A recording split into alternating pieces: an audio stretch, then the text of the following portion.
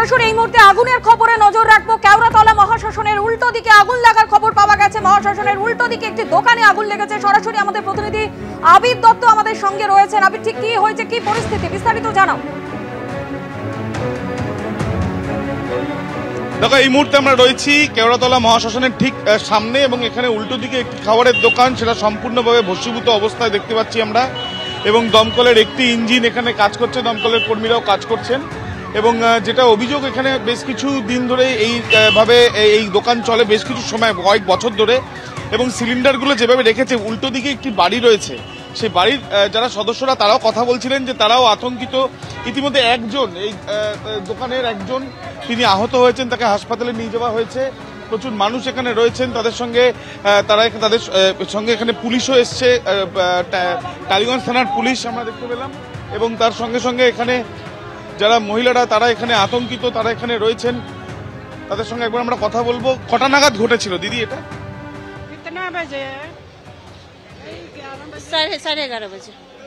স্ফোরণের শব্দ হয় হঠাৎ করে, সিলিন্ডার সে ধরেছে। চিৎকার চেঁচামেচি শুনে বাইরে বেরোলাম, চিৎকার চেঁচামেচি হচ্ছে, বাইরে বেরোলাম। আমার ঘর ভিতরে, আমি বেরিয়ে এসেছি এদের সঙ্গেই।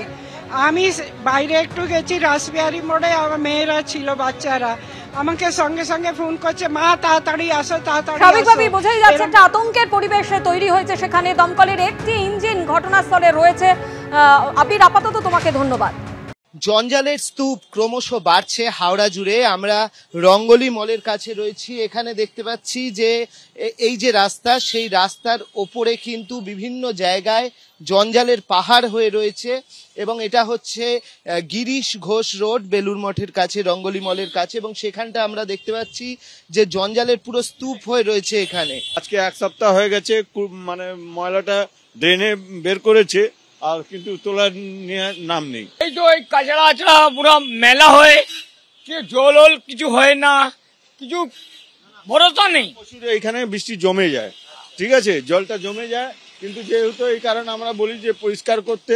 আর ওই রাস্তাতে তো পুরো গ্রিস ঘোষ রোড, আপনার গাঙ্গুলি স্ট্রিট, সানরাইজ স্কুল, ওটা পুরো আমাদের পুরো জল ভরে যায়। ধুলোবালি থাকে, তার মধ্যে করতে হয় এইভাবেই। আর জঞ্জাল রয়েছে বলে কি অসুবিধা হচ্ছে? একটু জায়গাটা শর্ট হয়ে যায়, গাড়ি এমনিতেই দেখছেন কনজাস্টেড এরিয়া, অসুবিধা হয় একটু গাড়ি যাওয়ার জন্য। আর এখানে দেখছেনই তো কতটা কনজাস্টেড এরিয়াটা, টোটো প্রচুর চলে, তো ওই জায়গাটা কি হয়, শর্ট হয়ে যায়। এখানে দেখতে পাচ্ছি যে ড্রেন থেকে যে সমস্ত ময়লা তোলা হয়েছে, সেই ময়লা কিন্তু এখানে রাখা রয়েছে এবং তার পাশ দিয়ে লোকজনকে যাতায়াত করতে হচ্ছে। হাল তো খারাপই আছে। আসল কথা, কর্পোরেশন তো এখনো হয়নি, কর্পোরেশন ইলেকশনই হচ্ছে না, তাহলে কে দেখছে না বোঝা যাচ্ছে না। এখানে তো আছে, কাউন্সিলর আছে না আছে সেটা বোঝা যাচ্ছে না। আর প্রথম কথা হচ্ছে যে এটাই যে কাউন্সিলর তো কোনো নেই, এসে এরাও ঠিক ভোটের সময় চলে আসবে আর এমনি সময় আসবে না। লোকের কি অসুবিধা আছে সুবিধা আছে এসব দেখবে না। কোথায় যে কে কাউন্সিলর নতুন হবে, তা ইলেকশনই হচ্ছে না, আগে তো ইলেকশন হোক। সব মিলিয়ে একদিকে ভাগাড়েতে জঞ্জাল ফেলা বন্ধ, অন্যদিকে দেখা যাচ্ছে রাস্তার পাশে ক্রমশ স্তূপ জমছে। এমনকি হচ্ছে এই যে নিকাশি নালা পরিষ্কার করে যে নোংরা রেখেছে, সেগুলোও পরিষ্কার হয়নি, প্রায় এক সপ্তাহ হয়ে গেছে। ঠিক এরকম ভাবেই কিন্তু চলছে হাওড়া এই কর্পোরেশন, এবং সাধারণ মানুষের রীতিমতো নাভিশ্বাস উঠছে। ক্যামেরায় সুবীর রায়ের সঙ্গে অর্ণব মুখোপাধ্যায়, এবিপি আনন্দ, হাওড়া।